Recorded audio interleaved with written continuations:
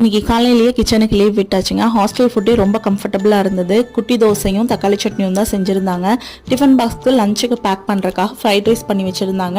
அதை வச்சே காலையில் பிரேக்ஃபாஸ்ட் முடிச்சிட்டோங்க. எப்பவும் போல் பிக் பாஸ்கெட்டில் தயிர், பால், பன்னீர் இதெல்லாமே ஆர்டர் போட்டிருந்தேன். பாப்பாவுக்கு கேரட் பிடிக்கும், பீட்ரூட் பிடிக்கும். என்ன வேணும்னு கேட்டதுக்கு எனக்கு கேரட் வேணுமா அப்படின்னா சரி கேரட்டே வாங்கிட்டோமுங்க. பட் குவாலிட்டி பார்த்தா ஓரளவுக்கு தான் இருந்துச்சு. கொஞ்சம் டல்லாக இருந்த மாதிரி ஃபீல் ஆச்சு, ஃப்ரெஷ்ஷாக இல்லை.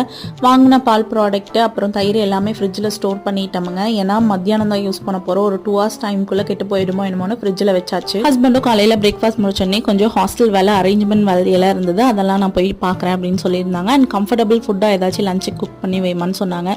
நானும் பருப்பு விசில் விட்டுட்டாங்க. ஏன்னா நம்மளுக்கு பருப்பு தான் ரொம்ப கம்ஃபர்ட்டி. பாப்பாக்காகவும் எங்களுக்காகவும் கேரட் பொரியலே வச்சிடலாம். ரைஸ் வடிச்சிட்டோம்னா அந்த கஞ்சி பாப்பா எடுத்துப்பா அப்படிங்கிறதுக்காக சரி ரைஸ் வடிச்சிடலான்ட்டு எடுத்தாச்சுங்க. அக்கா கிச்சன்லாம் பக்கா ஆர்கனைஸ்டாக வச்சுருந்தாங்க. எனக்கும் குக்கிங் பண்ண ஈஸியாக இருந்துச்சுங்க. கிச்சனுமே ரொம்ப அழகாக இருந்தது. அடுத்த வீடியோவில்